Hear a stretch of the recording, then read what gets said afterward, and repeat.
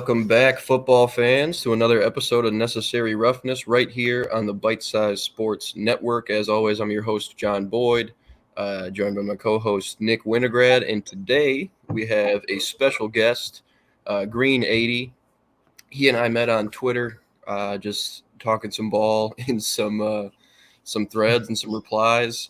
I've always liked the content I've seen of his, so I asked him to come on.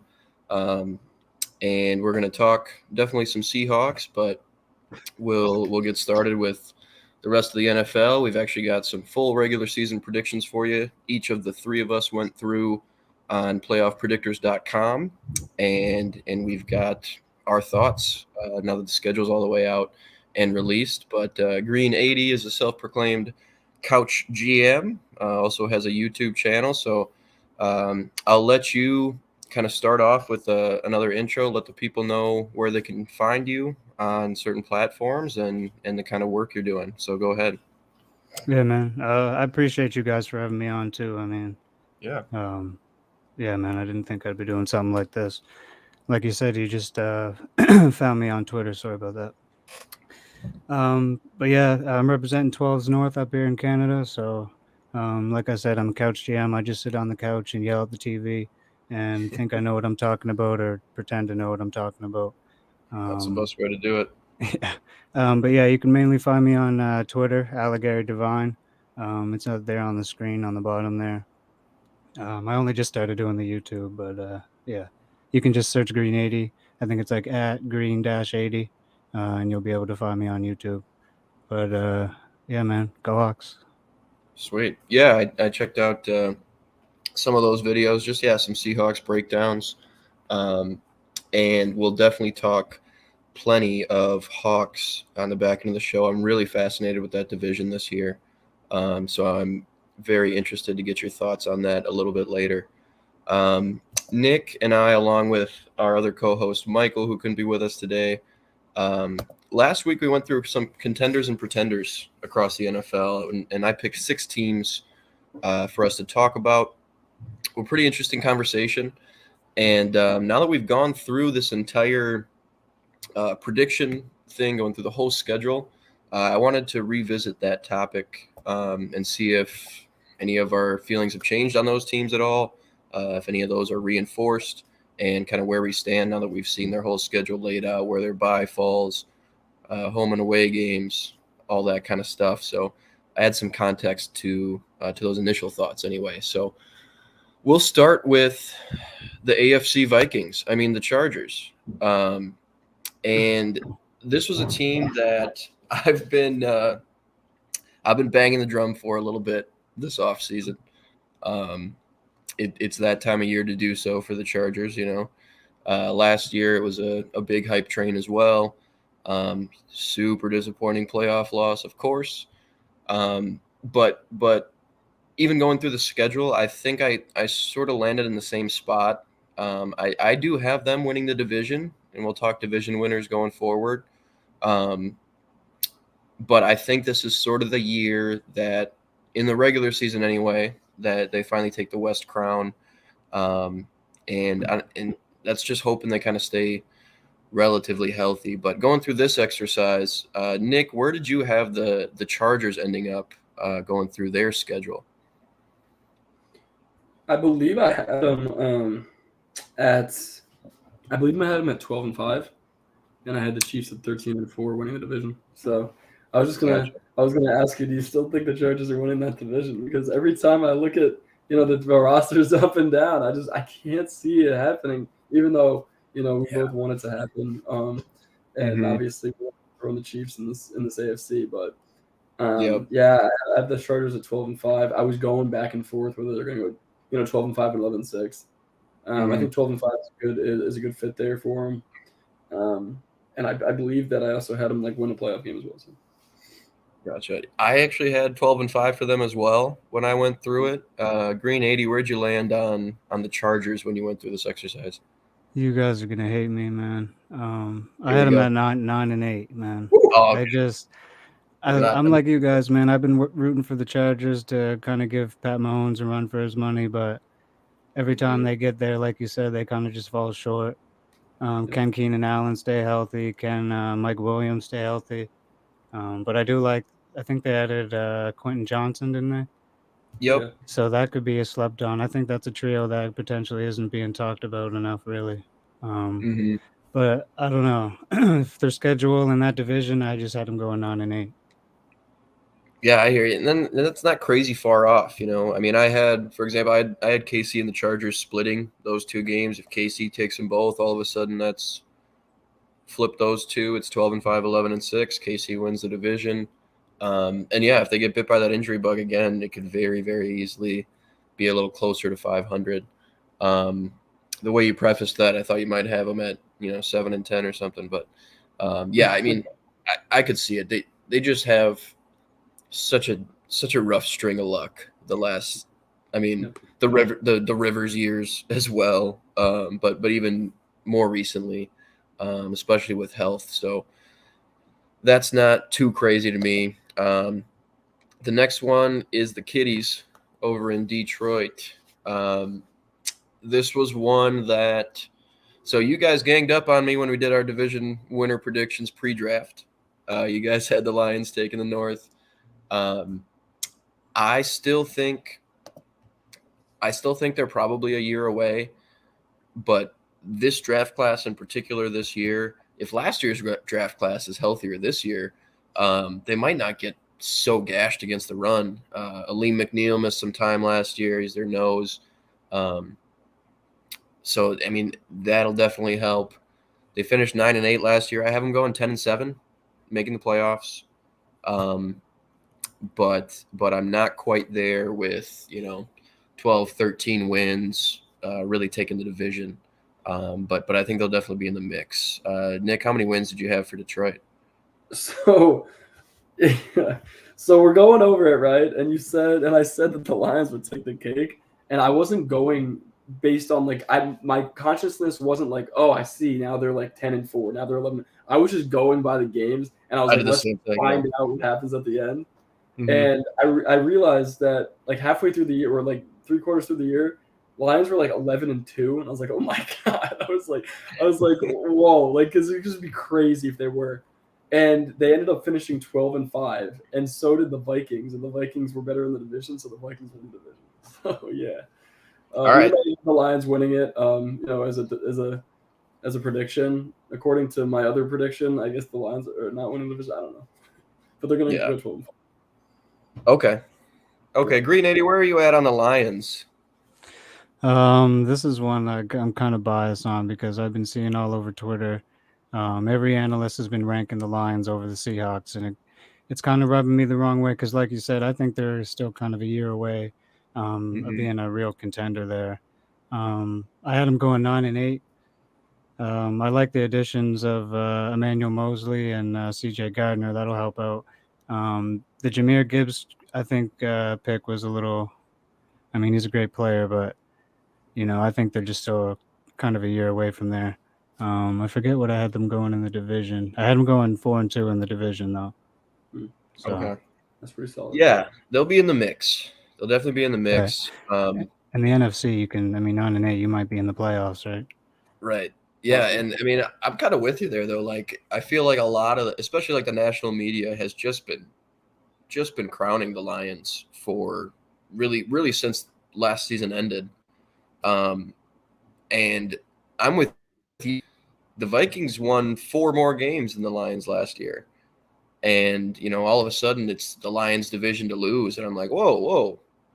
This is just about the same Vikings roster coming back. Like, there aren't these crazy changes. I mean, there's something to be made about the vets from which we moved on, but they're on the back ends of their careers. It's, we didn't just cut loose a 26-year-old Eric Kendricks and a 27-year-old Adam Thielen. These guys are in their early 30s, kind of over the hill in that regard. And like, I don't see the Vikings roster getting that much worse.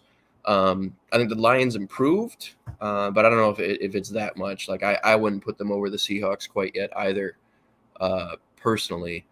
But we'll talk a little bit more about that later on. For my Vikings, I had them going 12-5 as well, Nick. We're pretty in line so far, honestly. Yeah. and taking the division. They play the AFC West, so some interesting games on the slate there. And then what's really interesting about this schedule, I'm sure you guys noticed, is the Vikings play the Lions in week 16 and week 18. So it's really teed up for the division to come down to those games, which I think are going to be awesome television at the end of the year, especially if the race is close, which I think it will be relatively.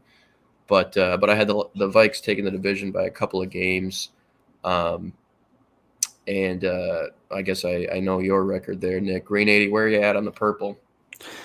I had them winning the division 11-6. Okay. I don't see the Packers. I mean, they're gonna have to figure some stuff out.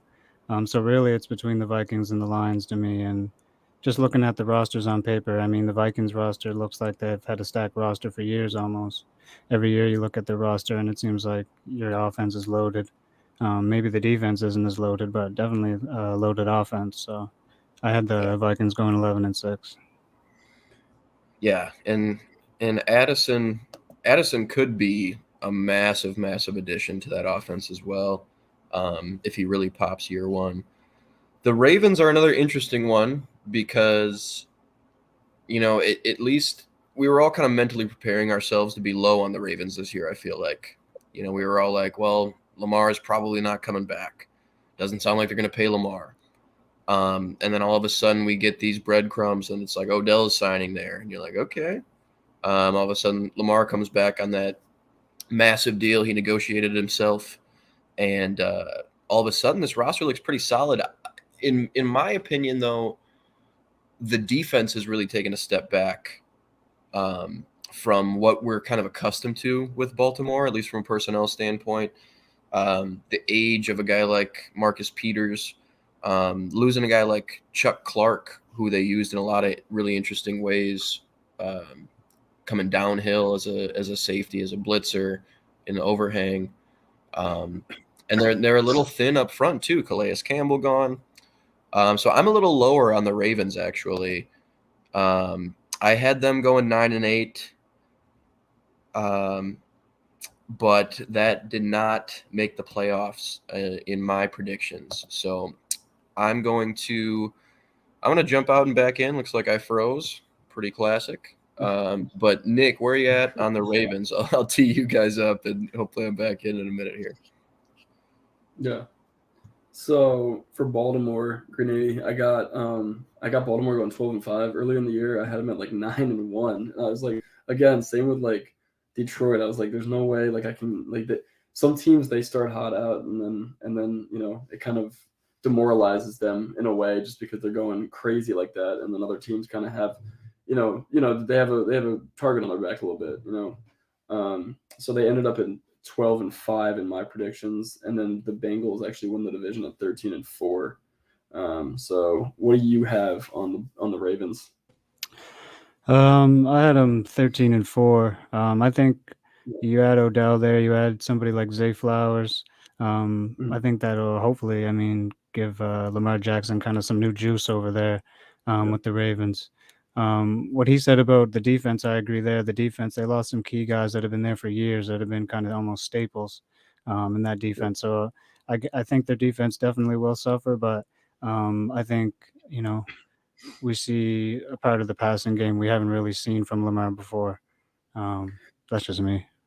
I still have I had the Bengals winning that division though still. Wow, yeah. So you lose Wink Martindale as the DC and goes to the Giants, and then you lose some key pieces on the defensive end. So that's 2 years in a row where you're losing, instead of gaining. Yeah, you're correct. And then of course you're drafting, offensively, which they needed. Obviously, Lamar's been looking for help for ever since he was drafted. So like everybody's always saying like, yeah, guys like Josh Allen, Patrick Mahomes, they're better, but then Lamar, those supporters are saying like, well, who are they working with versus who is Lamar working with? And now I think that finally he's got some guys that he can really trust. Yeah, I do also like that Trenton Simpson pick. He was a guy I was kind of looking at for my Seahawks maybe to pick, but I think he'll work out well in Baltimore there. Yeah, Simpson was at like 87 or something. They got him. Yeah.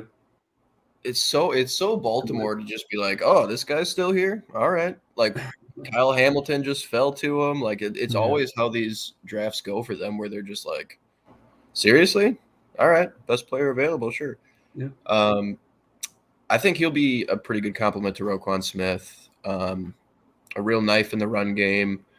Probably fills that kind of Sam role that Tyus Bowser plays a lot. Might split some snaps over there. But yeah, that's another interesting pick. I just feel like they don't quite have the depth they have in recent history on defense. The offense might be kicked up a notch, but they lost some pieces on the offensive line. I just have a lot more question marks there than I do with a lot of other teams, especially in the AFC. How about them Cowboys? I am kind of really high on the Cowboys personally. Yeah. I had them going 12-5. In the NFC East, I had all four of those teams going 3-3 in the division. I realized. I think I think the Giants, Cowboys, and Eagles will all kind of split. I think Washington will really get up for those division games, and they've still got crazy juice on the defensive side of the ball. And if Howell is serviceable, they could be. I don't know if dangerous is the right word, but they could be frustrating for some good teams, especially in the NFC. But yeah, I had the Cowboys with 12 wins. What's that? I was going to say, as they've been, they're never Right. particularly great, but they're always kind of like a wretch, like in the works. Yeah, yeah, thorn in their side. Yeah. So yeah, I had 12 wins for the boys, number 5 seed. So similar outcome to last year. Just couldn't win the division outright from Philly, but we'll probably have a pretty favorable wild card round matchup. Nick, where'd you land on Dallas? Yeah, I landed on 11-6. Another situation where they were doing really good earlier in the year, and they kind of lost a couple games at the end of the season. I believe that I somehow landed on another playoff game. I think it was a wild card where it's Dallas against San Fran, and I was like, oh my gosh. So I mean, I don't know how this is going to keep on happening, and I don't think it will, but that's just what I landed on. So if it ends that way again, I mean, I would be just demoralized as a Dallas fan. That's tough. Yeah, that might be Mike McCarthy's one-way ticket out of town. Green 80, before we jump to your team, which is the last on this list, where are you at on America's team here? I got them going 14-3. I think their defense is probably going to be top defense in the league next year. Good. Stephon Gilmore. I mean, yeah, Mozzie Smith. Mozzie Smith was a guy I wanted for my Seahawks. Even Demarion Overshown, I liked him, the linebacker. And also they got those running backs too. You keep Pollard, you get Ronald Jones, and then you draft a Deuce Vaughn. So I don't think. I mean, it's all really up to Dak, and of course it always is, right? Yeah. So I think 14-3, and I had him winning that division.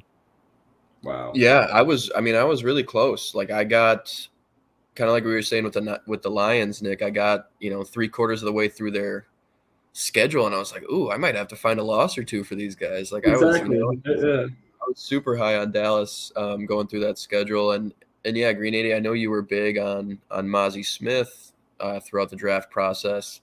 I thought that was a really, really sneaky good pick for them, just from a sense of what he'll allow them to do on the defensive side, being able to two gap. They've had such light fronts in recent since Dan Quinn got there. They've had Osa Odigizua playing 2I, and they've had all these sub 300-pound guys along the front. All of a sudden, you've got just a real gap eater who can allow you to just stay in nickel and play games on the back end. So I'm really high on that pick. The tight end they got, Luke Schoonemaker, is actually I hadn't watched any of him before the draft, and then he went before a few guys that I thought would be off the board before him at the tight end position, and he looks pretty good too. So I think their draft class was awesome. overshown, really interesting value for them. With Micah kind of going to full-time edge, it sounds like, at least from within that building, it sounds like that's what they're going with. An off-ball weapon like that who can maybe play a little bit of overhang, do some of that J-Ron Curse kind of stuff maybe. I just think it wasn't a real sexy draft. I know a lot of Cowboys fans were down on it. But I liked it. A lot of the draft analysts I follow were big on the Cowboys draft as well. So I'm really high on them. The tough thing about that is the Eagles had just as good of a draft. So it's almost like they couldn't catch them. The Eagles just kept taking a step forward. So that's where I landed on the NFC East. We've prefaced some of these with our contenders, pretenders, but let's just go through these 8 divisions really quick. We'll kind of do some quick hitters before we get to Johnny, did we go over the Seahawks, or are we going to wait for later for that? the Hawks here. Yeah. Yes, you're right. Before we get to divisions, the main event. I'll let you start this one, Green 80. What do you have for win total for the Hawks? Tell us why. Give us a little bit of that fan-sided information as a big Hawks fan. Yeah, I think people, of course, as a Seahawks fan, I'm going to say this, but they're not really going to give Seattle the respect until it's time to give the respect. I give it till about week 5 or 6 till on every media, ESPN, it's Seattle this, Seattle that, Seattle this. Because combining, a lot of Seattle fans were really down on this draft. They were like, oh, they wanted Jalen Carter, they wanted this.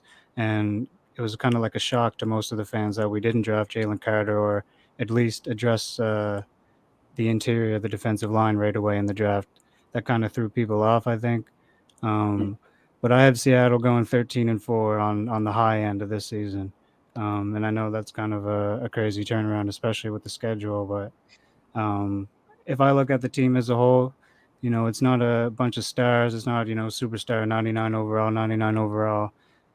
But I kind of see where John's going, and he's building a team that can play against the best offenses in the NFL on the defensive side, and can compete against some of these best defensives on the offensive side.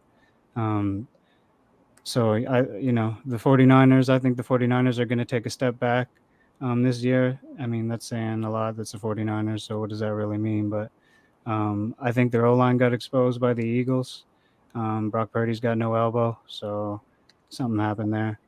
And you lose D'Amico Ryans, you lose, a couple guys, Al Shair, you lose Jimmy Ward, Emmanuel Mosley, who we discussed earlier. Those are guys that have been in that system for for years. Sorry. And yeah, you got Kyle Shanahan, probably one of the best coaches in the league, but I just think they're going to take a step back, and this is kind of Seattle's time to shine and take over there. Yeah, you lose your slot defender from 2021 and the beginning of 22 with Mosley.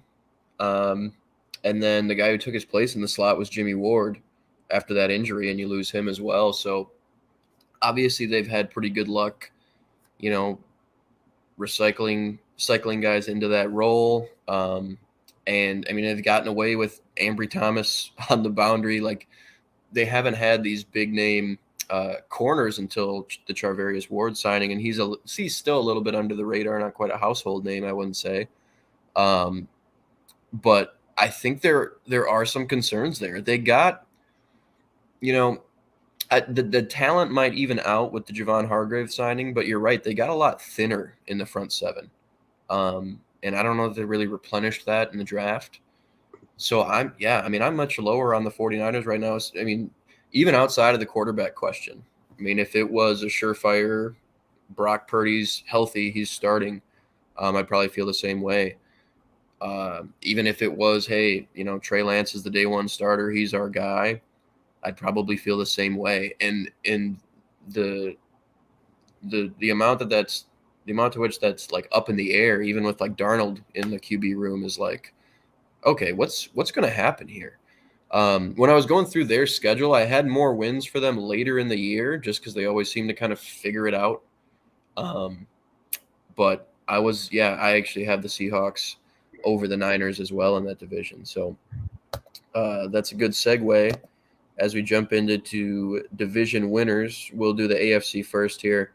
And Nick, we'll start with your division. Who do you have taking the AFC East, which is suddenly pretty stacked? Yeah. So I had, undisputedly, the Pats are finishing last, which is nice to say. That's easier than picking who's finishing first, I think. Yeah, it was. And then I looked at both the Bills and the Dolphins were both they were both 11-5 going into Week 18. So biasedly, I picked us to win the division. I just couldn't see Miami making that. I know, like, it's one game, like they could totally do that, but like I just think that in the grand scheme, I don't think they have the experience to take that step and just win the division. Like I think that would be crazy. I just couldn't really see it. I think they're not there yet. I don't think they're ready. It's a good team. They scare me. I don't think that we win in Miami. I don't think they win in Buffalo, just like last year. The Jets are going to be up and down, in my opinion. I think a lot of people are going to think they're going to be like incredible with like 13 to 14 wins with Aaron Rodgers, whatever. I think they're going to be more of an up and down team, as the Jets usually are, mostly down. I can't just believe that they're going to be a 12 to 14 win team. You gotta see it first. Like the Jets winning that many games, I have to see it because I haven't seen it in a decade. So, and I'm sure it was like the same with the Pats. Pats fans were probably like, the Bills are good now. No, they're not. Like I'm sure it was the same thing. But now I kind of feel like we're still, the alpha just by a little bit. It's definitely, the gap is not as wide as it used to be. I think that will be 12-5, probably that 4 seed, and then Miami will be a wild card for sure. Yeah, and Buffalo's kind of got like continuity on their side too. Like this is a team that's been there a few years in a row here now playing at an elite level. So I had the Bills taking it as well. By 3 games actually. Wow. I had the Bills going 12-5. Yeah. And the next best record in that division I had at 9-8. So maybe I'm overhyping my division. I don't know. I don't know, man. Maybe. I mean, I thought, but before I saw the results, I mean, I went through every team, by their whole schedule, just so I could kind of get a feel of, when the bye takes place, if they have a lot of road games in a row, things like that. But then I also went kind of zoomed out and went week by week a little bit as I was going through it. And I expected to see more wins in the AFC East, honestly, by the end of it. But I had the Bills running away with it. I think one of the things is that the Jets all of a sudden they'll lose primetime games. And it's another thing. Like, you think they're ready for all these primetime games? There's a lot of young players on this team, and it's a team that has not been successful in a long time. Sometimes the lights shine too bright, and it's all of a sudden the Jets are in 5 primetime games, and they might lose 3 out of those 5, or maybe even 4 out of those 5, and they actually have some really tough games on the schedule. As do the Bills, as do the Dolphins. But I just think that when it comes down to it, I don't think the Jets are going to be in that 1-2 with Miami and Buffalo. So yeah, maybe I'm overhyping my division a little bit. I think maybe Miami won't. You're thinking Miami maybe won't be that good. I think that Miami wins at least 10 games, but at the end, it's like who has that experience, who has that continuity, and who has the best quarterback in the division. That's Buffalo. Yeah. I know where my surprise in the AFC is going to leave a lot of teams out of the playoff picture the way I predicted it. Yeah. So I'm interested to get to that portion once we get down here. But Green 80, who do you have out east as you went through this exercise? I had the Bills taking it just because, like you just said, you got the best quarterback. Arguably, I mean, you got the best offense. You've been there before, close. You got that playoff experience. What I would argue in the Dolphins' favor is if Tua can stay healthy, they have a pretty good offense over there. You got Tyreek Hill. He's won a Super Bowl. You got Jalen Ramsey over there now. He's won a Super Bowl. So there definitely is experience over there. But, you know, the coaching, there's a coaching difference there too. So I just had the Bills taking it. I'm not as high on the Jets as everybody else, of course, coming from the Seahawks fan. But to me, Aaron Rodgers didn't look good last year at all.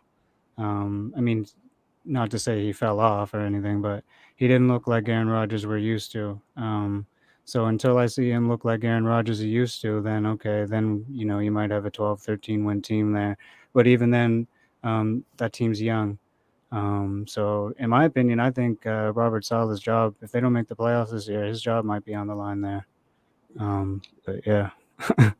Yeah, I'm not quite there. Like, I like Garrett Wilson. I'm not quite there with their weapons. Like, I don't feel like this is that like cushy of a situation for Aaron Rodgers to come into, as some people are making it out to be. Wilson, Lazard, Did they Cobbs, get Randall Cobb back? Jordy Nelson. Yeah, no, I know. Just kidding. But got him back. They got him for Aaron. Yeah. Whatever. Yeah, like Brees Hall will be back in the mix, which will help. And then you've got they drafted Izzy Abanikanda at running back along with Michael Carter, so that running back room's really good, really deep. But yeah, I mean, I'm not quite there. Like, I think the floor is pretty high with that collection of weapons, but I'm not quite seeing the ceiling when you think about the Allen to Diggs and Davis connection. You think about the Tua with Hill and Waddle. I just don't see the offensive ceiling of the Jets being nearly as high as those two teams. Yeah, I just want to say one more thing. It's like, if the problem with the Packers last season was, I mean, there's a lot of problems, but like one of the bigger ones was, who's he throwing to? Christian Watson, a rookie, was the best receiver on the team. So how does it make any sense to just get the same guys, his old besties back on the same team? Like, like, do they just want to hang out in New York City all the time, or do you want to play football? Like, why wouldn't you try to get some other guys that might want to, that could bond with Aaron? I mean, he's a cool guy. Like, he can definitely, like, bond with other people. It seems like he's got Alan Lazard and Randall Cobb, and it's like, if they're not right here and they're not, wide receiver 2 and in the slot, I can't play. It's weird. Like, I don't know if they're doing that for chemistry purposes or if they really think that those guys are going to help the team. But I just feel like if the rookie Christian Watson was the best receiver for that team, why would you not? I mean, isn't it just going to be Garrett Wilson? I don't know. It's weird that they keep on. There's no reason in my head that Alan Lazard should have gotten the most money on the more money on the wide receiver market than a guy like Jacoby Myers. And it wasn't a top heavy free agent class at wide receiver. I get that, but I don't know that the situation is necessarily that much better from a weapon standpoint. I mean, it's almost the same group. I mean, you talk about Aaron Jones and A.J. Dillon. He's had a great backfield this whole time. It's almost the same group of pass catchers. You just swap out Christian Watson for Garrett Wilson, and I think that's an upgrade, but, like, to what extent? AFC West, we talked a little bit about, I've got the Chargers taking the division. We all talked about our records there. Nick and I have them 12-5. Green 80's at 9-8. So I assume then you had the Chiefs taking the division. Is that right, Green 80? Oh yeah, I'm done betting against Patrick Mahomes. The big bad wolf. Yeah, it's tough, dude. It's tough. I just can't do it. Yeah. The AFC North is one that's a little bit more interesting. So yeah, I had the Chargers and Chiefs 12-5 and 11-6. Broncos 7-10, Raiders 5-12. Did you have any of those other? Did you have the Raiders or the Broncos making any noise at all, guys? No. No, I had them both at 8 and 9. I actually finished Denver at 6-11. I was surprised by myself because I obviously somehow I feel like they'll be better than that. But I'm going through the games. They're 6-11. Their only hope is Sean Payton, in my opinion. But we'll see. Right? I think the defense sets their floor at like 6 games. Because the defense is so good, plays so well together. But Yeah, that's a real X factor is the Sean Payton offense with, no real upgrades from last season. I'm just not a big believer in all of a sudden it'll all be turned around. When I see like Detroit last year, they're like starting to put things together. I could totally see why they'd like win more games this year. But if a Denver team that was so lethargic and they'd like score like 11 points a game, I was just, why would they just like all of a sudden now score 25 to 30? I can't bet on that without seeing it first. I just can't do it. Yeah, I'm with you there. The only real improvements are Ben Powers and Mike McGlinchey up front, which shouldn't be underplayed necessarily, but yeah, I didn't see anything to make me say they're winning more games than last year, first of all, or that they're going to be a real threat in my opinion. So yeah, I had Chargers and Chiefs 2-team race in the West as well. The AFC North is where I get a little frisky, I think. So at the top of this division, I had a tie, and the tie went to Cincinnati at 11-6. But I also had the Steelers going 11-6. So that's my curveball for you guys. That might be where I'm in the minority, and maybe even kind of league wide. No. But I'm super high on the Steelers right now. I loved their draft. I think they knocked the draft out of the park. I think of all the teams in the league, I think there are teams that had drafts just as good, or maybe even better drafts in a vacuum. But I think they're the team that improved the most from pre-draft to post-draft with what they did on over that weekend.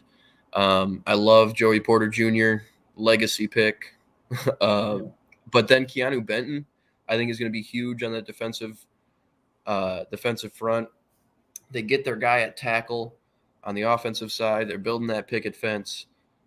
And, I think if we have a productive year from Najee, I think George Pickens is going to break out. For some reason, I think he's flown under the radar from that rookie class. Like, a lot of people, I think it's just a touchdown production, are saying, I'd take Jahan Dotson over George Pickens. I think that's ludicrous.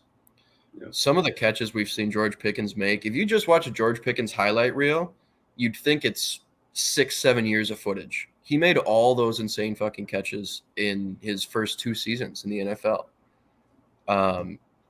He's been so unbelievable for them, and I think you'll see him and Deontay Johnson start to kind of lift Kenny Pickett up a little bit.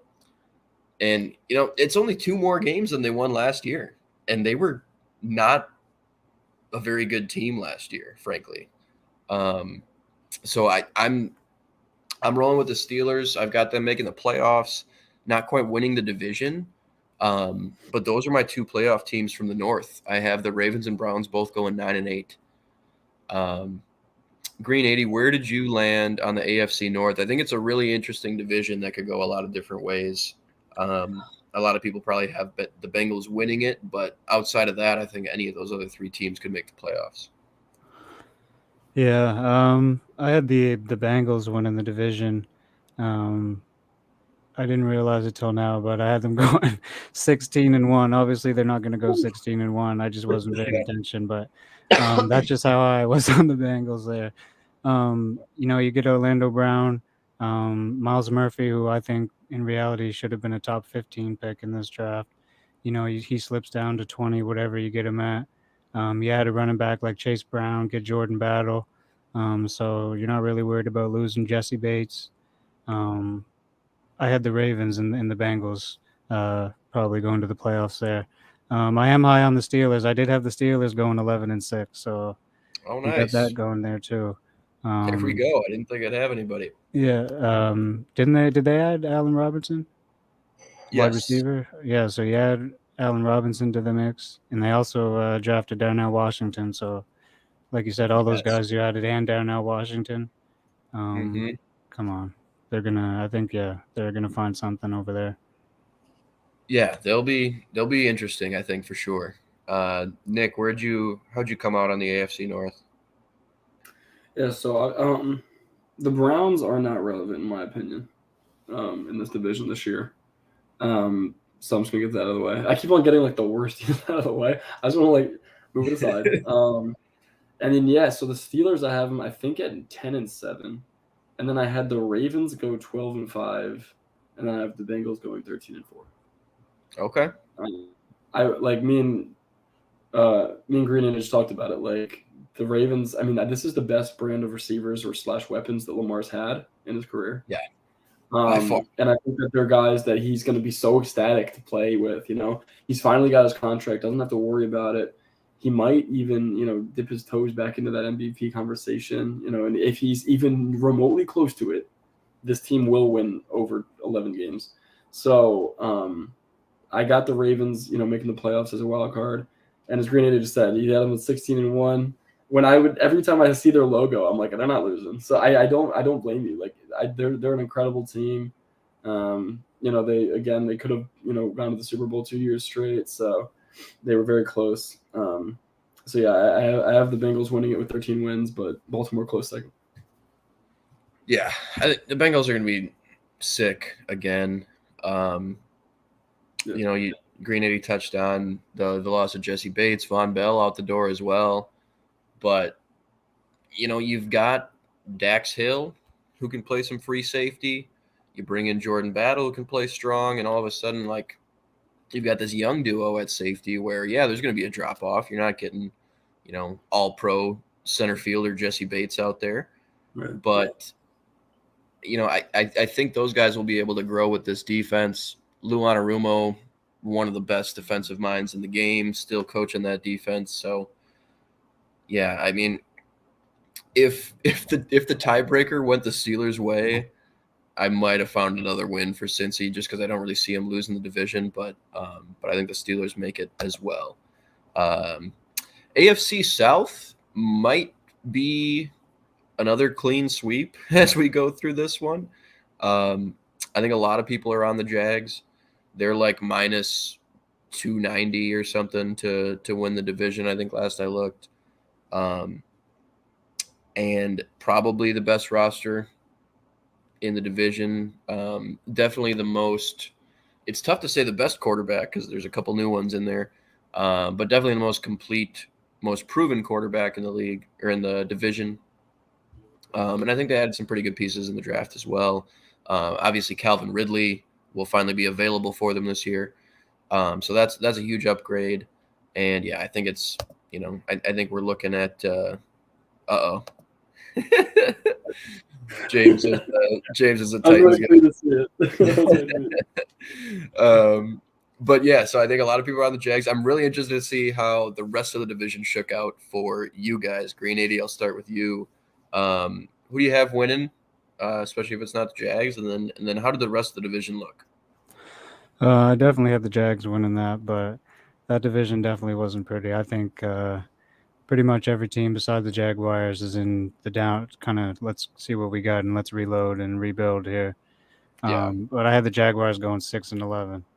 I mean, I like the Jaguars, what they did last year. I'm high on the Jaguars. I like Trevor Lawrence. I think they can definitely be a playoff team, but I think just with the way their schedule worked out, it doesn't really work out in their favor this year.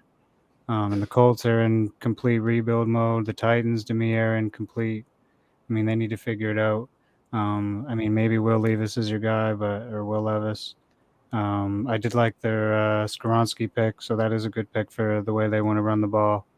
Yeah. And the Texans, I mean, I was kind of high on the Texans going into there. I was like, oh, yeah, Texans are going to win some games this year. And I had them going 3-14. So even with the additions, the Texans got, and I even looked at their roster. Their roster isn't too bad either, but I just don't see it. So, I got the Jaguars winning that division. Gotcha. Nick, how did it turn out for you? Yeah, I mean, there's some good games the Jags have. I think they play Kansas City at one point and KC. It's going to be a fun one. Obviously they're going to win the division, but I did have the Titans, I believe, in second. Weirdly, it felt weird. It was just like, I don't know. And then I think I somehow had like Houston also not winning too many games. So, I think that Houston's got a really talented young roster. I'm excited to see them. You know, for the first time since Deshaun Watson, I'm excited to watch Texans games just because of how much young talent they have, the new quarterback, the new defensive beast with Will Anderson. So, yeah, I'm excited to watch Houston. They might not win, upwards of like 6 games, but like, speaking in this division, I don't think that there's any doubt that Jacksonville should take this cake. Yeah, I'm excited to watch the Texans this year. I had them going 4-13, but I think the expectations are they've got to be so low, at least in year one, that I think this roster will just be able to develop organically. They'll be able to play really loose this year, probably play in some fun ball games. You'll get to see what Bryce can do. We'll see, Will Anderson in his rookie year. It's an interesting roster that's coming together. You mean CJ? You mean CJ? What did I say? You said Bryce. Oh, did I? You'll get to see CJ Stroud go and develop a little bit, and then DeMeco Ryans running this defense. We'll see how much he can raise their floor with his play calling and how deceptive he can be as a defensive coordinator. I had the Jags taking it as well. I ended up having 8 wins for the Colts. So we'll see how that goes. It's weird because the bones are still there from a roster that a lot of people were picking to make the playoffs last year, with just presumed competent quarterback play from Matt Ryan, which didn't come to fruition. But I think if they just give the keys to Anthony Richardson, I think you're winning. I think you're winning some of those games that you might not expect because like rookie year Lamar Jackson, when he finally got the keys, it was kind of just like, whoa, okay, they can do some things on offense that very few other teams can, and just from a schematic standpoint, when you're able to use the quarterback's legs as much, I like their receiving trio a lot. I think Josh Downs is going to be awesome. I think going with a small guy like that was perfect for Indy when you got Pierce and Pittman on the outside, Jelani Woods. It's a good situation. We'll see if we have a bounce back here from Jonathan Taylor in that offensive line. If we do, it could be an interesting team in this division if Jacksonville doesn't really execute and they're hovering around 500. Like, this is a team that might be able to really push them for the division if the stars align there. I had the Titans going 6-11. They might even win a few more games, just kind of given their reputation there. But if they stay healthy, it might be possible the Texans are the Hard Knocks team. That'd be cool. That'd be cool, right? Yeah, that'd be dope. I'd watch that one. I did not watch the Cardinals. I'll tell you that right now. No, why would you watch that? No. All right, let's get into the NFC. We'll start with the East. We talked about this one as well as we talked about the Cowboys. I have the Eagles 13-4, taking this division. Nick, I think you said the same. Were they 13-4 for you? 13-4, yeah. Yep, and then 80, you had the Cowboys winning at 14-3. Is that correct? Yeah, I had the Eagles 11-6. I think the majority it came down to the Cowboys and Eagles, and that's the difference between it in the end. And I think the 49ers game, I think they both play the 49ers too. So it just came down to those wins and losses. Yeah, like I mentioned, I had all 4 teams in this division going 3-3 in the division. I think it'll be really competitive in those games. But then I had Eagles 13-4, Dallas 12-5, the Giants 9-8, and Washington 8-9. So I think that'll be, like I said, a competitive division. We could see the Giants sneak in again. You might see a drop off from them. I don't know. I have a lot of faith in their coaching staff. I can't really, like, I think the floor is really high for the Giants, to be honest. But the ceiling is only as far as Daniel Jones will take you in those gotta have it kind of moments. And I'm not there yet with him. I still don't think he has great weapons outside of Waller and Barkley. So I think there's still a lot of question marks there. I love the Deontay Banks pick. I think that'll help them out a lot, especially with what Wink Martindale wants to do on the back end. Deontay Banks can press his ass off. So that'll be an asset for them. But I had them missing the playoffs at 9-8. NFC West. This is another interesting one. I think so. The first thing I wanted to ask you, actually, Green 80, as a Seahawks guy, I was thinking about this with the Rams coming back healthy, with Stafford, Kupp, and Donald back healthy. I think they knocked their draft out of the park as well. Are you, and with all the question marks in San Francisco, are you more worried about the Rams or the Niners as a Seahawks fan? To be honest, I think the Rams are in full tank mode too. Wow. Yeah, well, you got to think about this. Aaron Donald, he didn't play last year, really. What I mean, the end of his career is coming. Cooper Kupp was hurt. Matthew Stafford, I think his elbow's done. So is he really going to play a full season this year? If he doesn't, who's your quarterback? Stenson Bennett. Mm-hmm. Yes. So they lost Greg Gaines in the middle. They lost Jalen Ramsey. I like they picked up some O linemen I like, but I don't know. I don't really see it. Gotcha. So Niners then. Yeah. Yeah, You had the Hawks 13-4, right? Yes. Yeah. So they're taking the division for you. Oh wait, And you had Niners runner up. I might have lied to you. I might have had the Niners still taking it, but it was by a swing. Okay. It was by a swing. It was I had the Niners 14-3, Seahawks 13-4. Okay. Wow. Even though I'm not going to bet against the Niners, but when It's the tough. Niners are garbage this year, come back to right here and say, "Oh, Green 80 told you so." And also the Cardinals. So yeah, I'm low on the Cardinals and the Rams. I think they're in full rebuild mode. I do believe the Cardinals had a good draft though and picked up some picks. So They did but too. They I did just don't. too. To build an offense around Kyler Murray, it has to be so specific that we'll see if the coach can do it, right? Mm-hmm. Yeah, I had the Cardinals going 2-15. Yeah, they were 0-10 in mine for a while. Oh yeah.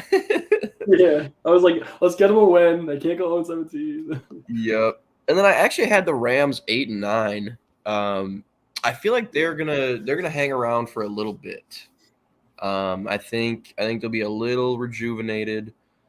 If Stafford's even close to competent, I think they're looking a lot better than last year at the least. But no real threat, obviously, in the division, finishing that many games behind. But I have the Seahawks taking it at 11-6. I have the Niners 10-7. I think the Niners might start really slow. That was the thing for them. I think I had them like 7-1 after the bye, but early on they've got a lot of tough games. They're at Pittsburgh. They've got the Giants. They've got the Cowboys, at Cleveland, at the Vikings. They have the Bengals before the bye. So a lot of tough games for them. And then I think they'll really hit their stride once they settle in on a starting quarterback. Once they kind of figure out, I mean, D'Amico's gone. They've got a new defensive play caller. Once they iron some of those things out, I think water will kind of find its level and San Fran will be in the playoffs. But I have the Seahawks taking it this year. I think it's just a more complete roster, frankly. And And, you know, I said this even when you weren't on the show, Green 80. I think the Seahawks are taking this division. It's one of the most complete rosters in football, in my opinion. Might not have the same amount of top-end talent as some other teams, but it's there. And they have great depth at places like edge, receiver, running back. John Schneider cannot help himself but to take – he took 2 this year, cannot help himself but to take a running back in the draft and keep him locked and loaded there. So I think the running attack is going to be great. Even if Geno takes a minor step back, if he's something of what he was last year, I think the floor is really high for this team, and I have them winning 11 games, taking the division. Nick, who did you have winning this one, Niners or Hawks? So when I heard that we were having a Seahawk guy on the show, I did not expect that 2 out of 3 of us would take the Seahawks to win it, and it wasn't him. Yeah. Yeah, it is what it I'm is. just sitting here like, what? It is what it is, right? Yeah, but I do have the Seahawks going. I think I had them at 12-5, and then the Niners, I had them at like 11-6. Like, yeah, we understand that the Seahawks are a great team, really well coached, great playoff experience, and they're kind of remind me of like the Miami Heat. We're watching the playoffs right now in the NBA. Like, even if they're not all that during the regular season, if they get in, you know, they have that like that competitive edge and that experience over other teams that might not be as experienced. We saw it, 2 years ago when they lost to the Rams. We saw it last year. So yeah, I think the Niners are awesome, but the Seahawks, as you're saying, John, like they are more complete as a football team right now, and better coach. I don't know. I mean, Pete Carroll is a Hall of Famer, and so Kyle Shanahan's on his way. So I think that at the end of the day, I think Seattle takes this one by like a game or maybe 2. Yeah, with you there. We've got potentially the worst division in football. It's one of the Souths. But this is one that I actually wouldn't be surprised with. There's one team that would surprise me if either of you picked them to win it. But I think it could go 3 different ways. So I'll start with you, Green 80. Who do you have winning the NFC South? I got the Falcons winning the NFC South. It was tight in between just on by 1 game on the Panthers. I think it's either the Panthers or the Falcons division. But I'm not convinced on the Saints. I know there's a big Saints hype. I'm not really convinced on them. I got them going 7-9. I'm definitely not convinced on Derek Carr. And that's what I think it is. Everybody's, we got Derek Carr. Well, did we not just see what Derek Carr just did? His team, he had a 1,000+ yard receiver, but we all know who that is. So the Buccaneers, I think, are in full rebuild mode. So I think with the additions in free agency, bringing Jesse Bates, Calais Campbell, I think the Falcons also brought over the Saints defensive coordinator. So Onimata from the Saints came over to the Falcons. You had Bijan Robinson, you had Clark Phillips as rookies. So I think it's either the Falcons or the Panthers. The Panthers, I think you had Avero as your defensive coordinator. I think their defense is going to be one of the top in the league. Maybe their offense kind of struggles to find it. But I think their defense will keep them in a lot of games and keep it close. The Falcons also have an easy schedule too, so that's why they're 11-6. In my opinion, easy schedule. You got them winning 11? 11-6, I have them. Falcons winning the division. I think Ritter, in my opinion, of seeing in the limited kind of display we saw of rookie quarterbacks last year, Ritter was the only one to me that kind of looked composed in the limited snaps he did get. He kind of looked like he's supposed to be there. He's just not quite there yet. So I think Ritter will actually be serviceable. Yeah, I agree. I mean, he might not have he doesn't have these elite tools. He did run the fastest 40 of his quarterback class. Yep. But he also was probably the most NFL ready guy in that class, or one of them. So I agree with that take. A lot of people are just super low on Ritter. I think he'll be fine within the confines of that offense because, and I have the Falcons taking the division as well. That's one of the best run blocking offensive lines in football. You add Bijan Robinson to that. Desmond Ritter can scoot a little bit. You bring back Caleb McGarry and re-sign Chris Lindstrom to big money. Jake Matthews still there. And you've got these, another thing for Ritter too, you've got these giant targets for him. You know, you've got Drake London, Kyle Pitts, Mac Hollins, these huge bodies at pass catcher that is really going to help him. And I know Drake London isn't like a Mike Williams kind of 6'5" guy. But he can win you some jump balls, and Kyle Pitts, of course, can.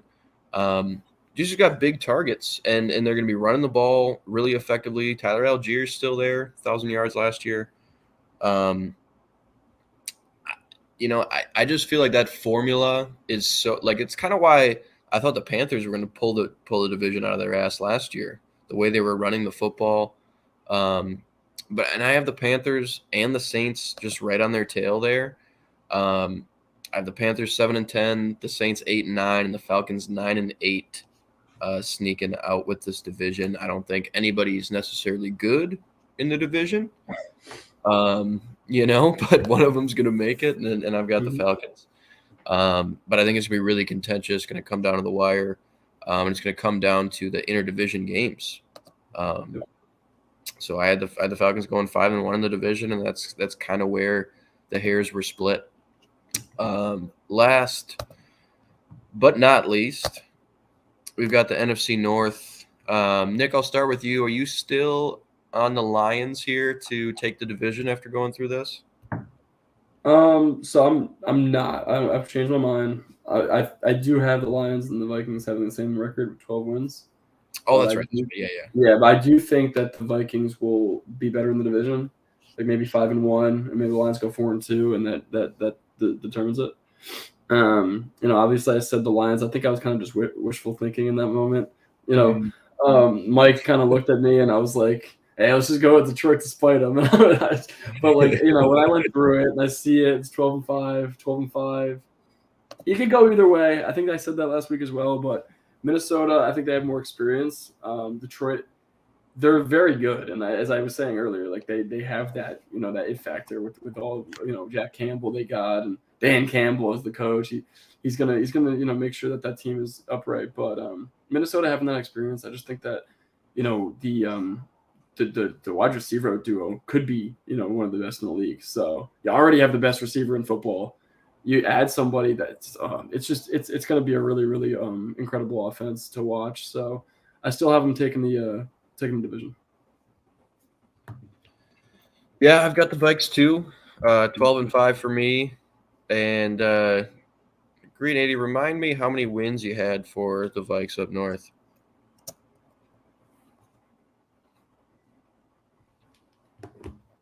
Oh, I think you're muted here still.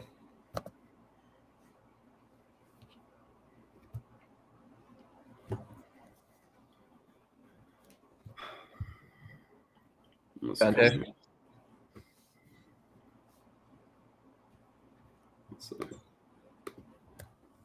think he's muted on us. Might be AFK, but if you can hear us, you're muted. Oh, he might have lost his connection. That makes sense. All right. He might jump back in.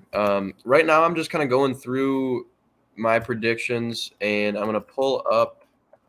I'll show on the screen in just a second how my seeding turned out for the playoffs. I didn't predict the playoffs themselves yet.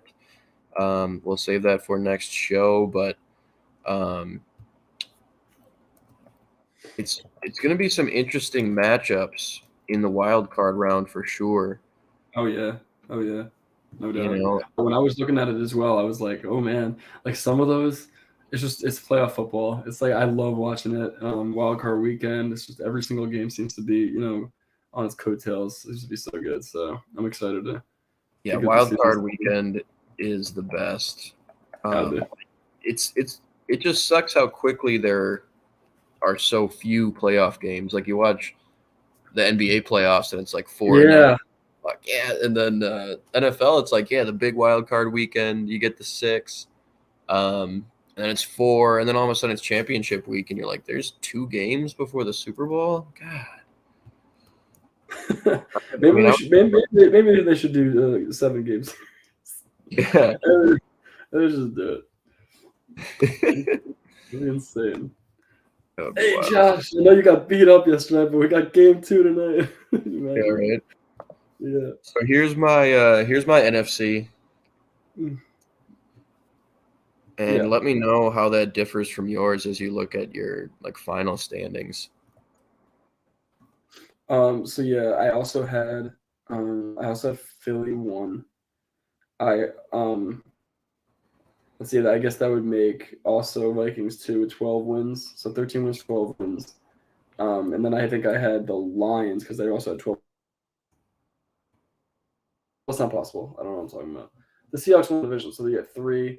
And then I actually had the Saints winning with 9 wins. So I had the Saints at 4. Okay.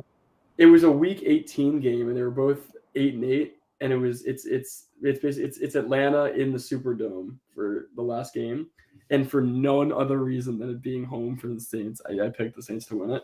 Also, they have some more experience there. So I have the Saints at 4, and then I think the Niners at 5, Lions at 6, Cowboys at 7. So I have the same teams except for the Saints. Oh yeah, okay. Yeah, it's another one of those years where it's like, there might be 2 or 3 wild card teams that you'd pick in a heartbeat over the 4th division winner. Like if this happen every year. The Falcons are not getting out of the wild card round, the Saints are not getting out of the wild card round, Panthers are not getting out of the wild card round.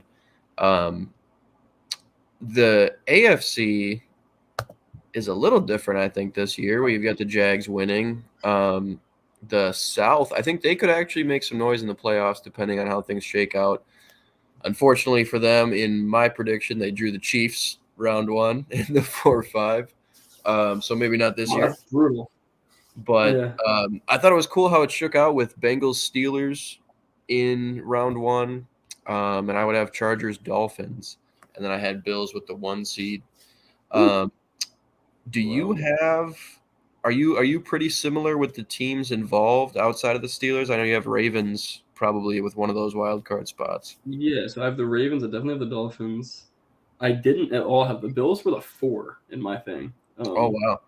Yeah, like I went into like the wild card and I was like, what the 4? Oh man.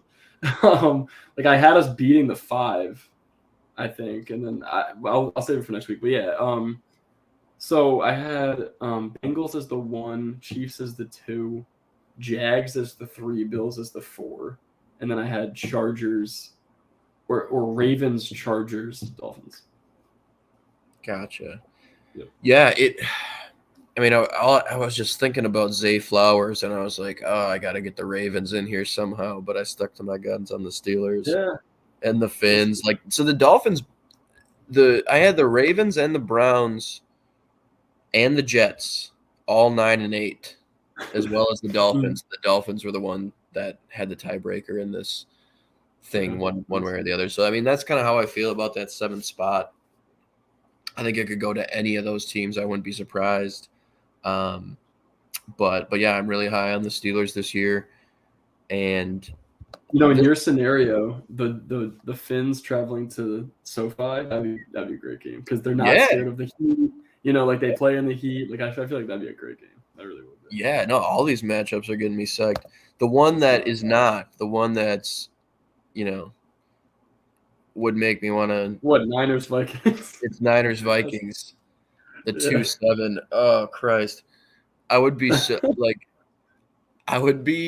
the anticipation for that game would be gut wrenching. I would just be sitting there like, oh my God, it's the Niners. The Vikings would be favored by like 2.5, and you're like, oh my God. Yeah. No.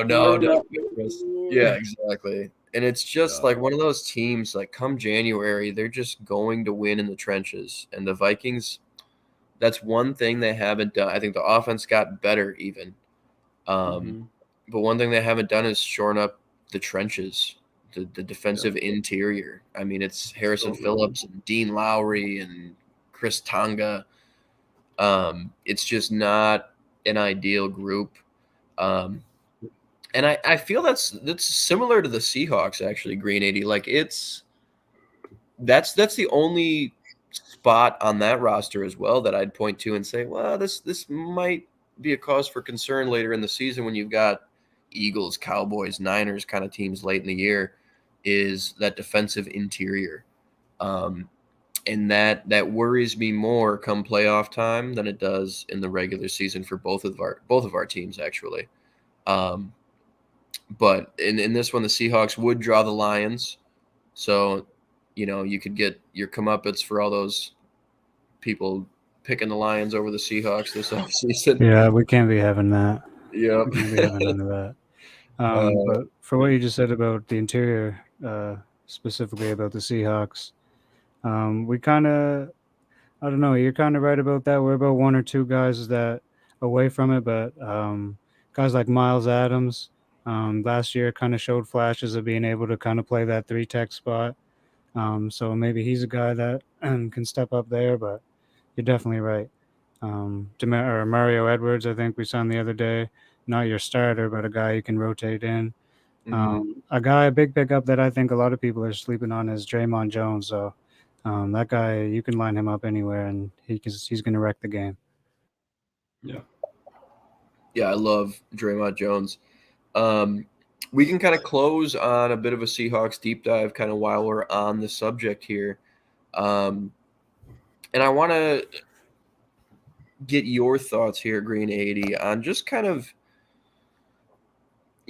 overall, how do you feel about the Seahawks' chances to really make a deep run this year? Because I think for any of us NFC fans, it should kind of be a hopeful one, just because, I mean, you've got the juggernaut of the Eagles. The Cowboys are probably going to be a pretty tough out, but the Niners are weaker. And from there down, it's really wide open. And of course, anything can happen in a one and done type playoffs. But what do you feel like? Do you feel like there's a glass ceiling on this team? Do you feel like, if it's played right, if the stars align for them, they could really make a deep run and maybe come out of the NFC?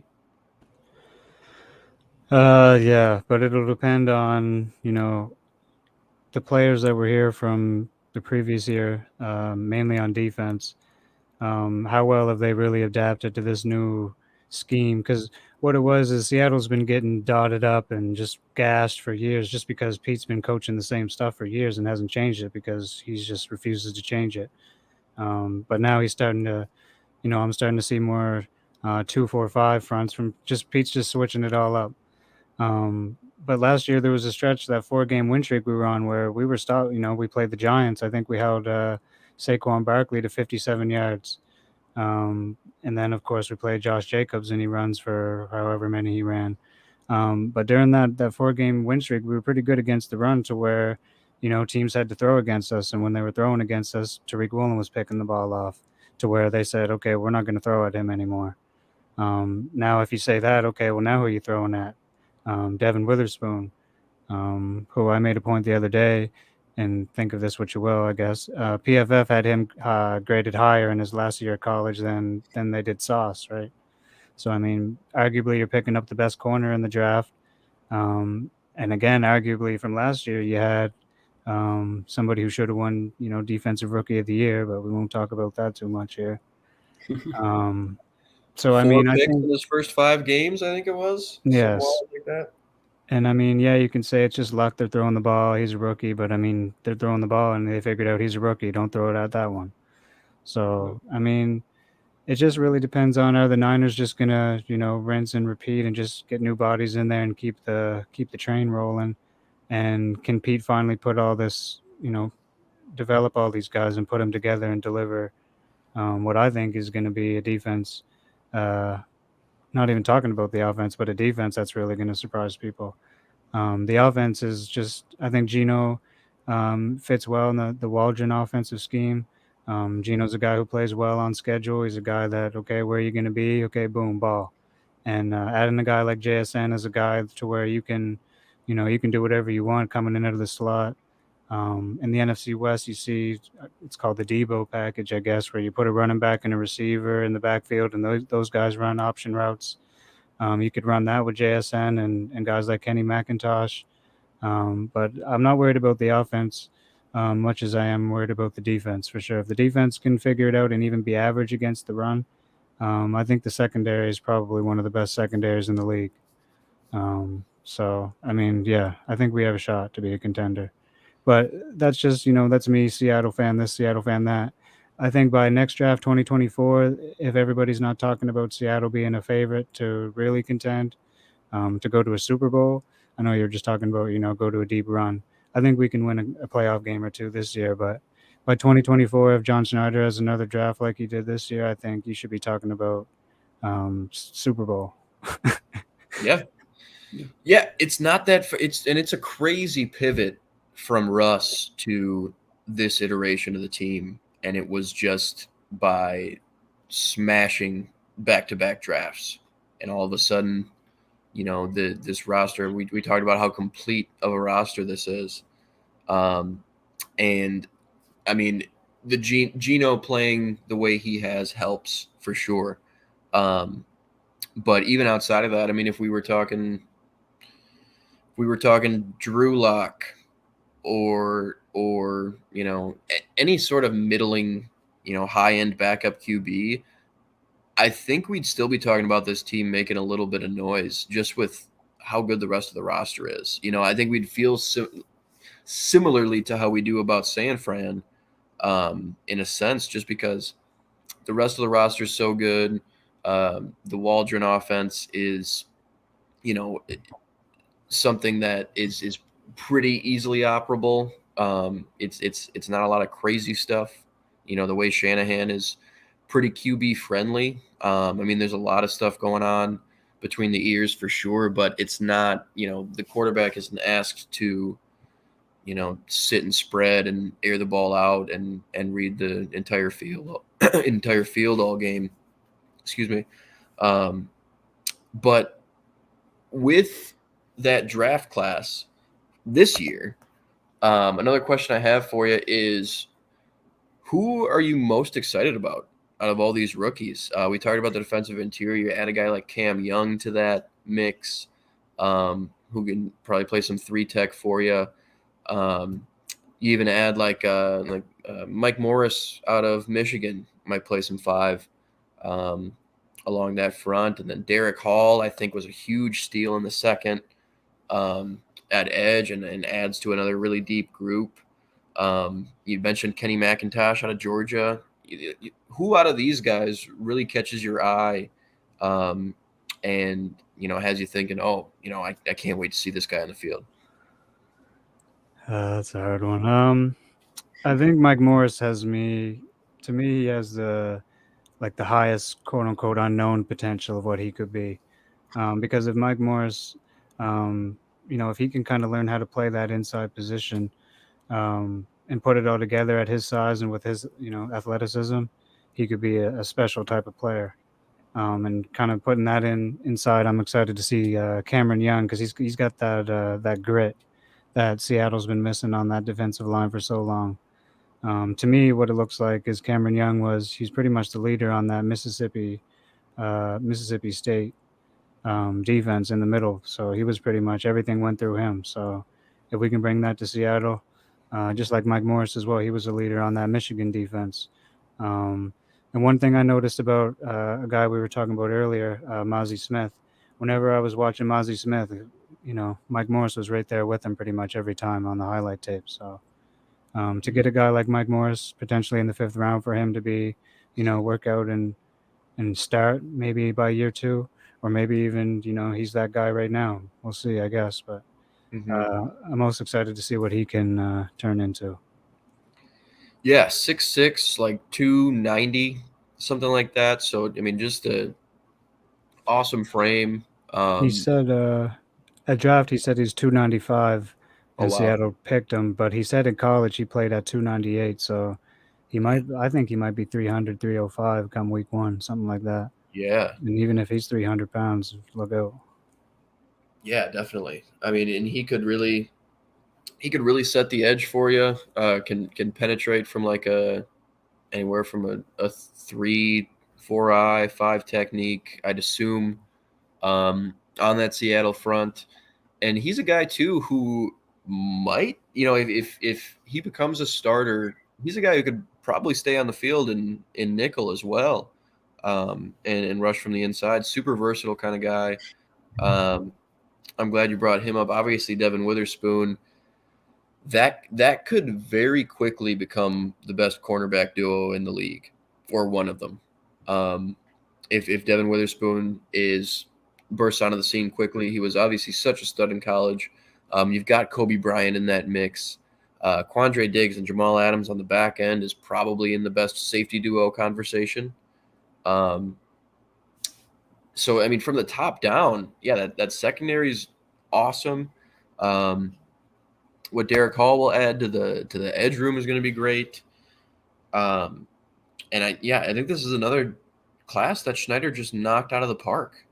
I mean, if you add to this, like another one next year, like you're talking about, yeah, I think 2024 you're having serious conversations about Seattle coming out of the NFC and contending for a Super Bowl. Nick, as far as this draft class goes, I know you talked a lot about JSN pre-draft and what he'll be able to bring to like the middle of this offense. You've got Tyler Lockett, who can obviously burn up the seam. He can run those crossers.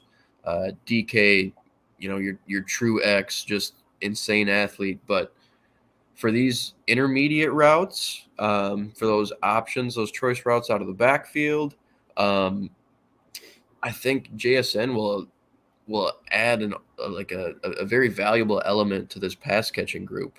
Do you see? Because I mean, there are a few receivers that should make a pretty decent day one impact. But being part of this group with DK and Tyler Lockett, do you think there are enough targets to go around for JSN to really push for Rookie of the Year? Because I think if he's utilized properly, he might get fed a lot of balls this year. I think my answer is no. I think he's not going to be in that running for Rookie of the Year, but he's going to be such a prominent player for this team that I don't think Seahawks fans are going to care. It's like some teams have players that are rookies that we really want them to be the Rookie of the Year because the team sucks. So at least he played well. Yeah. But the Seahawks are going to be good, so it's going to be we got JSN in the middle of the field, we got DK being that true X, we got Tyler who does what he does, and he's been doing it for years. So it doesn't really matter if he's in the running for an award, because we know as fans that what he brings to this team. If they don't want to recognize us, as Green 80 said, if they're not going to recognize us until whatever week, that's fine, because we're going to be 4-1 and in the running for the the division. So. I think there's a lot of other players that will probably be in that running for Rookie of the Year, other than JSN. But as I said, a couple of weeks ago, when you asked me who had the best draft in the NFL this year, I said the Seahawks. I think that it was a fantastic thing that they were able to get Devin Witherspoon. We talked about him at large before the draft in so many mocks, going to pair with Tariq Woolen and just be this unbelievable young cornerback duo. So. Green, you just talked about all these other guys, Cam Young, Derek Hall. I'm not so familiar with all those guys, but Devin Witherspoon, JSN, it's been 2 incredible back-to-back drafts for Seattle. And as you said, JSN's going to be a really good player for this team. It's 3 awesome targets for Geno Smith, which he's going to be really excited about having. And as we know, he was the completion king last year. So, Seattle, we don't know. I kind of see him as my Knicks, they're going to be really good, make the playoffs, and then maybe after that have another good draft, maybe add somebody, and they could be championship contenders. So, to go, as you said, to go from the Russ situation where everybody was Seattle's finally done. They're not. They went in the opposite direction, and then we're talking about Denver being a 6-7 win team. So it's been an incredible thing that Seattle's been able to do. They should be really proud of themselves, and I'm proud of them just as watching them. I mean, it's cool to see. It's cool. These teams that look like they're going in the wrong direction and completely turn it around. It's impressive, especially in this league. Yeah, and to start it off too against Denver. First game, no Russ. You play Russ and you kick the shit out of them. Seattle Super Bowl. I'll admit, I was one of those people. I was like, oh yeah, I got time to get in the bunker and get all my emergency supplies. Seattle's going under for a little bit. But then when I seen that draft, I was like, hold on a minute. And then, I mean, nobody could have guessed Tariq Woolen was going to be. I didn't really know who Tariq Woolen was until I said, oh. And they said what his 40 was. And I looked him up and I said, uh-oh. You guys let me get this guy. Yeah. You let us get a 6'3" corner on day 3. Yeah. This is Seattle we're talking about. Yeah. But no, yeah, like you guys said, if they can another draft, we'll see what happens. Derek, speaking a little bit more about Derek Hall though, Derek Hall is kind of a more rounded outside linebacker to me than Darrell Taylor's more like a good to elite potential. He's only going to run that arc and he's going to get to the quarterback. He's only got one move and he's only going to do that. Then you got Boye Mafe, who he's kind of a moldable guy here out of Minnesota. He's not really. He's still got some development to do. So I think he's a better rounded player. So I think he might start over. I mean, maybe not because he's a rookie, but he could start over Darrell Taylor and Boye Mafe. Derek Hall's more of an every down type of linebacker where I think Maffe's more against the run and Darrell Taylor's, you put him in to rush the passer. Yep. Yeah. Derek Hall could be a 3-down guy. I think at 6'3", like 255, something like that. He's a pretty powerful edge setter at that size. Great leverage as a pass rusher. And yeah, I mean, I think him and Nwosu could be your every down outside guys, and then you mix in Taylor on passing downs, Mafe when you can, and that rotation is going to be super valuable. For them, we've seen just deep pass rush rotations work so well for the best teams in the NFC for the past few seasons: Philly, Dallas, San Fran. So following that blueprint a little bit, continuing to load up at edge, I think is a prudent way to go as well. So yeah, another draft they knocked out of the park. And we will get to playoff predictions next week. I think we'll have Michael back, but we'll use these seedings we wound up with as a blueprint and kind of go from there.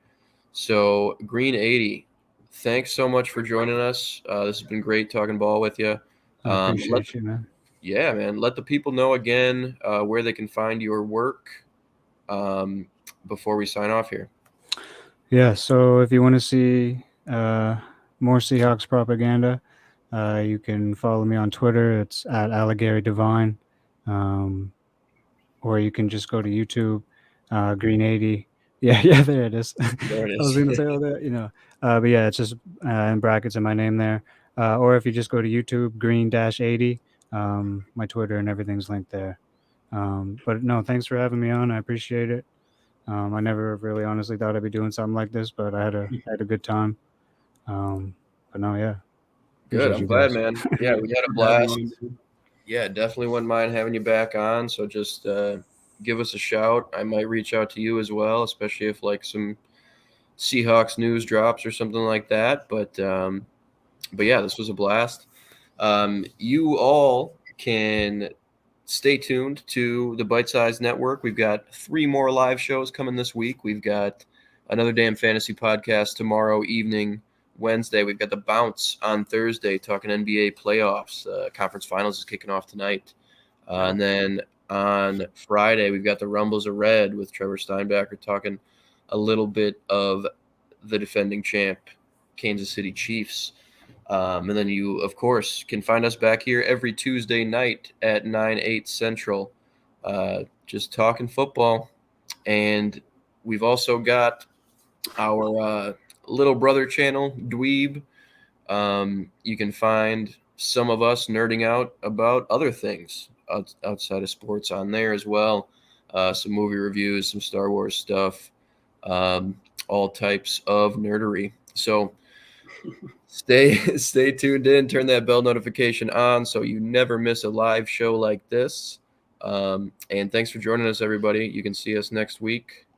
We'll be back then talking playoffs and predicting the Super Bowl way too early. Thanks, guys. Have a great one. Peace.